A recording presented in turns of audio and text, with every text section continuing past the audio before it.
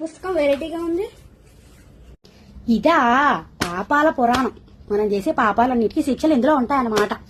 జిమ్కి వస్తానని చెప్పి పొద్దున్న రాకుండా పడుకునేవాడు ఉంటాడే, ఆడికి జిమ్ పోల్ పాకం అని ఇలా మంచి కాల్చిన రాడ్ మీద పుషప్పులు చేయిస్తారనమాట. ఫిల్టర్ ఎడిక్టోడ్కి అయితే ఫోటోలు దిగుతూనే ఉండాలి. కాకపోతే ఒకటే camera, no filter, with in zoomed అనమాట. మనం ఎన్ని రీల్స్ చేసినా రెస్పాండ్ అవ్వని వాడికి మన రీల్సే రూపులో వేసి రాత్రి కల్లోకి వచ్చేలాగా చూపించేస్తారు. ఎప్పుడు ఫోన్ వైబ్రేషన్ లో పెట్టే వాళ్ళనైతే సైలెంట్ లో పెట్టి సాగు కొట్టేస్తారు, వైబ్రేషన్ లో పెట్టి నంపేస్తారు. ఇక చెప్పకుండా తాగే ఫ్రెండ్ కాడు ఉంటాడే, వాడికైతే I eat water, I drink water, I walk water, I talk water లాగా వాటర్ తో సాగు కొట్టేస్తా ఉంటా. ఇక పదాక తిండి స్నాప్లు పెట్టేవాడికి 6 పూటలు అందరూ తిన్న తర్వాత మిగిలిపోయిన ఫుడ్ మాత్రమే పెడుతూ ఉంటారు.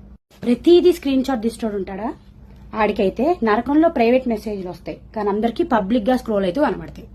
మెసేజ్ చూసి కూడా రిప్లై ఇవ్వని ఫ్రెండ్ గారు అయితే చచ్చిపోయిన వాళ్ళందరికి వచ్చే మెసేజెస్ కి వాడితోనే రిప్లై పెట్టిస్తారు.